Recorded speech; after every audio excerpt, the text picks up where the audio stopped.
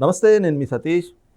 గడిచిన 5 రోజులుగా ఆంధ్రప్రదేశ్లో ముఖ్యంగా విజయవాడ, గుంటూరు జిల్లాల్లో వరద బీభత్సం సృష్టిస్తూ ఉంది. ఇక ప్రజలంతా కూడా ఇబ్బందులు పడుతుంటే ప్రభుత్వం వాళ్ళందరికీ కూడా సహాయక చర్యలు అందించేటువంటి దాంట్లోనూ వాళ్ళని పునరావాస కేంద్రాలకి తరలించడంతో పాటుగా వారికి పూర్తిగా భరోసా ఇచ్చే దిశగా ముఖ్యమంత్రి మొదలు మంత్రులంతా కూడా ఆ కార్యక్రమాల్లో నిమగ్నమై ఉన్నారు. ఇక ఎప్పటికప్పుడు మంత్రులైతే వీటిపైన ముఖ్యమంత్రి స్థాయి నుంచి కూడా ప్రతి ఒక్కరూ దీనిపైన సమీక్షలు నిర్వహిస్తూ రిమోట్ ఏరియా వరకు కూడా సహాయక చర్యలను అయితే తీసుకెళ్తున్నారు. అయితే ఈ తరుణంలోనే వైసీపీ మాత్రం ప్రభుత్వం మీద విషం చిమ్మడమే పనిగా పెట్టుకుని ప్రభుత్వం నుంచి ఎలాంటి సహాయం అందట్లేదు అనేటువంటి ఒక తప్పుడు ప్రచారాన్ని ప్రజల్లోకి తీసుకెళ్లేటువంటి కుట్రలకైతే తెరలేపుతోంది. మరి ఒక్కొక్కరుగా వైసీపీ నేతలు బయటకు వచ్చి చేస్తున్నటువంటి ప్రచారాలని, అలాగే జగన్మోహన్ రెడ్డి గారి మీడియా సంస్థ సాక్షి ఛానల్ కానీ వైసీపీలోని మాజీ మంత్రులు చేస్తున్నటువంటి ఈ ప్రచారాన్ని ఎలా చూస్తారు అనేటువంటి అంశాలు మనతో చర్చించేందుకు టీడీపీ జాతీయ అధికార ప్రతినిధి ప్రొఫెసర్ జ్యోత్స్న గారు ఉన్నారు. మేడం నమస్తే. నమస్తే అండి.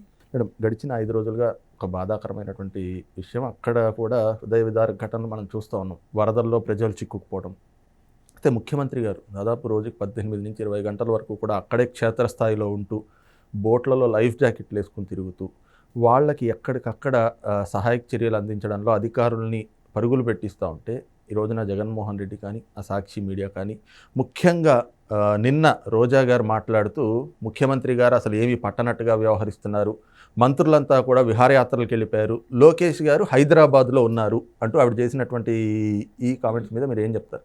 ఇప్పుడు అంటే వాళ్ళకి మనం ఒక పదం వింటూ ఉంటామండి. యూజువల్గా పొలిటికల్ వల్చర్స్ అంటూ ఉంటారు. అంటే రాజకీయ రాబందులు అన్నమాట వీళ్ళందరూ. ఎందుకంటే ఇవాళ ప్రజలు ఇబ్బందులు పడుతున్నప్పుడు మనం ప్రజలకు ఏ విధంగా సహాయ సహకారాలు అందించాలి, వాళ్ళని ఎలా ఆదుకోవాలి అనేటువంటిది మాత్రమే మనం ఆలోచించాలి ఫస్ట్. మిగతావన్నీ సెకండరీ. అయితే ఇక్కడ దౌర్భాగ్యం ఏంటంటే మాజీ మంత్రులు ఇవాళ రోజున బయటకు వచ్చి కనీస అవగాహన లేకుండా, మినిమం ఏమంటారంటే ఇన్ఫర్మేషన్ కూడా లేకుండా మాట్లాడుతున్నారంటే నిజంగా నాకు ఇంక మరి వాళ్ళని ఏమనాలో కూడా అర్థం కాలేదు. వాళ్ళకి ఏమన్నా మరి సైకలాజికల్గా ఏమైనా డిజార్డర్స్ ఉన్నాయో నాకు అర్థం కాలేదు. రోజా విషయమే తీసుకుంటే అసలు ఈమె ఎక్కడుంది? మాజీ మంత్రే కదా, అవునా? రైట్. అసలు నువ్వెక్కడున్నావు అమ్మా? ఆంధ్రప్రదేశ్లోనే ఉన్నావా, లేకపోతే చెన్నైలో ఉన్నావా, లేకపోతే ఇంకెక్కడన్నా ఉన్నావా? ఎందుకు ఇవాళ రోజున నువ్వు ఇంత విషయం చెబుతున్నావు? సరే, విషయమే చెబుతున్నావు, మరి కనీసం అది ఏమంటారంటే తెలుసుకున్నా మాట్లాడాలి కదా బేసిక్గా. లోకేష్ గారు హైదరాబాద్లో ఉన్నారా? లోకేష్ గారు మొదటి రోజు నుంచి నీళ్లల్లో ప్రజలకి సేవ చేసుకుంటూ ఇమ్మీడియట్గా ద వెరీ నెక్స్ట్ డే నుంచి కలెక్టరేట్లో అందరు అధికారులు, మంత్రులు, ఎమ్మెల్యేలు వాళ్ళందరితోటి సమన్వయం చేసుకుంటూ he's leading the operations. Ground level ఆపరేషన్స్లో చంద్రబాబు నాయుడు గారు ఎక్కడికక్కడ చూస్తూ ఉన్నారు.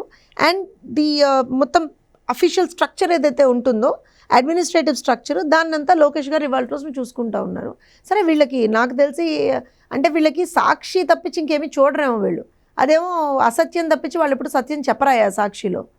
వేరే ఛానల్లో, వేరే టీవీలో, వేరే పేపర్లో చూస్తే అర్థమయ్యేది వీళ్ళకి.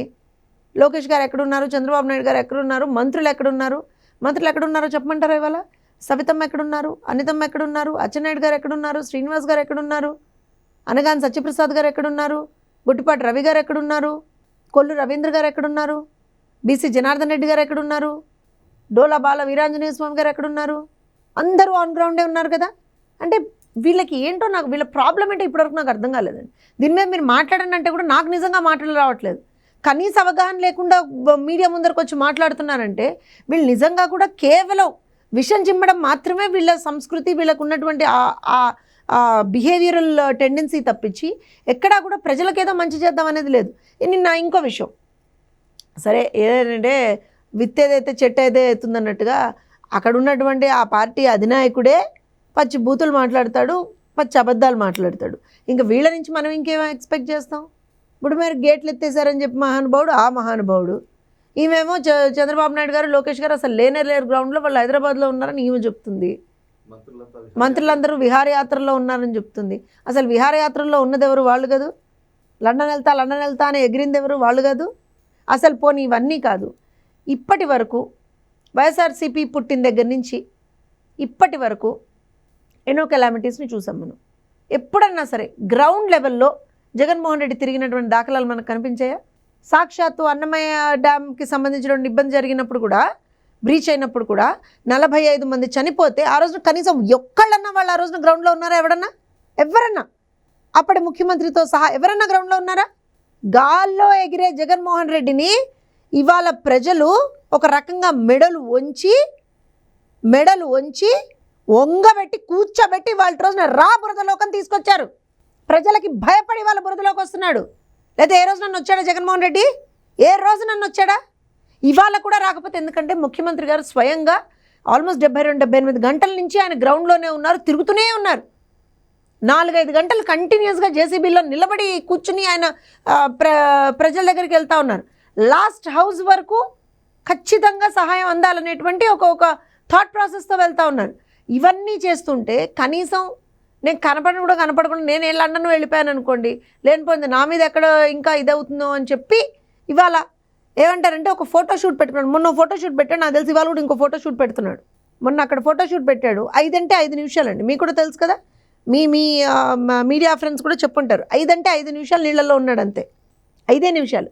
అక్కడికి ఒక ఆవిడ దగ్గరికి వెళ్ళి అమ్మ మీకేం అందట్లేదు కదా అంటే ఆమె చెప్పు తీసి కొట్టినట్టుగా ఒకటే మాట చెప్పింది. సార్ పీకల్లోతు నీళ్లు ఉన్నాయండి, వాళ్ళు ఎక్కడి నుంచి తిరుగుతారు, ఏం తిరుగుతారు? అప్పటికీ చాలామందికి ఇస్తున్నారు, వాళ్ళు మ్యాక్సిమం వాళ్ళు ఎంత చేయొచ్చో అంత చేయగలుగుతున్నారు అని చెప్పింది. అంటే అక్కడ కూడా పోయి రాజకీయం చేద్దాం అనుకున్నాడు. అక్కడ కూడా పోయి చంద్రబాబు నాయుడు గారికి ఇంట్లోకి నీళ్ళు వచ్చాయి, అమరావతి మునిగిపోయింది, ఇవన్నీ చెప్పారు. జనాలు అసలు చిచ్చిచి తుత్తు అని ఉమ్మేస్తున్నారు.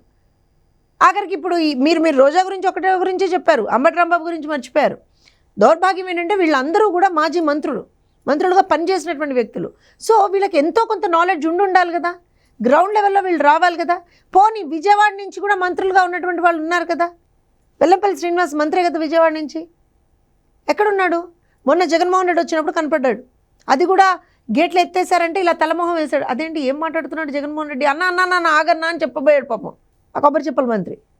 ఆ రోజు నుంచి ఈ రోజు వరకు మళ్ళీ కనపడలేదు మనకి. గ్రౌండ్ లెవెల్లో ఎవరూ కనపడట్లేదు. మొన్న విపరీతమైనటువంటి మీడియా నుంచి ప్రజల నుంచి ప్రెషర్ వచ్చిన తర్వాత నిన్న ఎప్పుడూ లేనిది, చరిత్రలో ఎప్పుడూ లేనిది మనమే మాట్లాడాం, మన ఇంటర్వ్యూలో మనమే మాట్లాడాం. నిన్నగాక మొన్న కనీసం ఏ రోజు నేను ఒక మజ్జిగ ప్యాకెట్ అని ఇచ్చాడో, ఒక పాల ప్యాకెట్ అని ఇచ్చాడో, చలివేంద్రం అన్న పెట్టాడా అని నమ్మను. ఇప్పుడు మొత్తం అంతా కూడా మొన్న అంత హై బ్యాక్లాష్ వచ్చిన తర్వాత ప్రజలందరూ ప్రశ్నిస్తారని చెప్పేసి సింపుల్గా నిన్న ఏదో కొంత ఆర్థిక సాయం అనౌన్స్ చేశాడు. దానికి కూడా దెర్ ఈజ్ నో, అంటే ఎక్కడ ఇస్తాడు ఆర్థిక సాయం, ఎవరి పేరు మీద ఇస్తున్నాడు ఆర్థిక సాయం, లేకపోతే వాళ్ళు చేస్తున్నారా, ఆ చెక్ రూపకంలో ఇస్తున్నాడా, లేకపోతే వస్తు రూపేణా ఇస్తున్నాడా, ఇంకోటి ఇస్తున్నాడా, ఏది ఇప్పటివరకు క్లారిటీ లేదు. ఇంకో విషయం, మీరు ఇందాక ఒక మాట అడిగారు, మేడం అసలు వీళ్ళు ఈ రకంగా బురద రాజకీయం చేస్తున్నారంటే మరి వాళ్ళకి వచ్చింది అదే కదా. వాళ్ళ అధికారంలో ఉన్నప్పుడు కూడా అదే చేశారు. అప్పుడు గత ప్రభుత్వం అని చెప్పి ఏడ్చారు.